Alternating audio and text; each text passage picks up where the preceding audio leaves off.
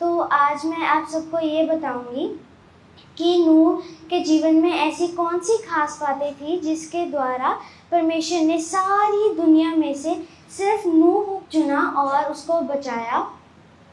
तो उसका पहला रीज़न ये है कि नूह विश्वास के साथ चलता था परमेश्वर के ऊपर।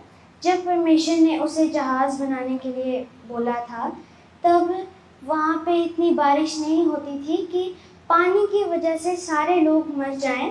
तो नूह ने फिर भी विश्वास किया, उसने क्वेश्चंस नहीं उठाए। नूह ने परमेश्वर पर विश्वास किया और वो जहाज़ बनाना शुरू किया। जब परमेश्वर ने जल प्रलय को पृथ्वी पर भेजा तब सारे लोग मर गए, सिर्फ नूह का परिवार ही बचाया गया, क्योंकि नूह के परिवार ने परमेश्वर पर भरोसा किया, इसलिए नूह का परिवार सारी दुनिया में से बचाया गया।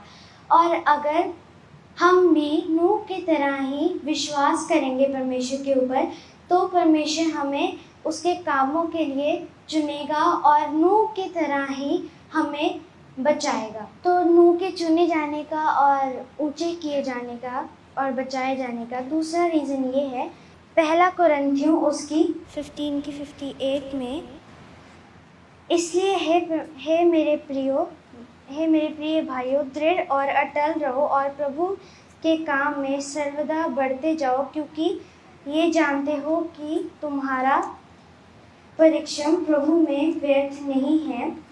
तो जैसे कि ये वचन में लिखा है कि हमारी की गई मेहनत, परमेश्वर में की गई मेहनत कभी व्यर्थ नहीं जाती। और जब परमेश्वर ने नूह को ये असाइनमेंट दी थी कि उसने जहाज़ बनाना है, तो उसको जहाज़ बनाने में 120 साल लग गए थे। और उन 120 सालों में लोगों ने उसे बहुत ताने भी दिए होंगे, लेकिन नूह ने कभी क्विट नहीं किया। हमें भी परमेश्वर के वचनों पर चलना है, परमेश्वर पर भरोसा रखना है नूह की तरह। और वैसे ही अगर हम भी अपनी स्टडीज़ में अगर हम कर रहे हैं तो हमें भी क्विट नहीं करना। अगर हमें रिज़ल्ट नहीं भी मिल रहा तो फिर भी हमें क्विट नहीं करना, नूह की तरह ही उस काम में अटल रहना है, उस काम में अड़े और खड़े रहना है और परमेश्वर हमें रिज़ल्ट देगा।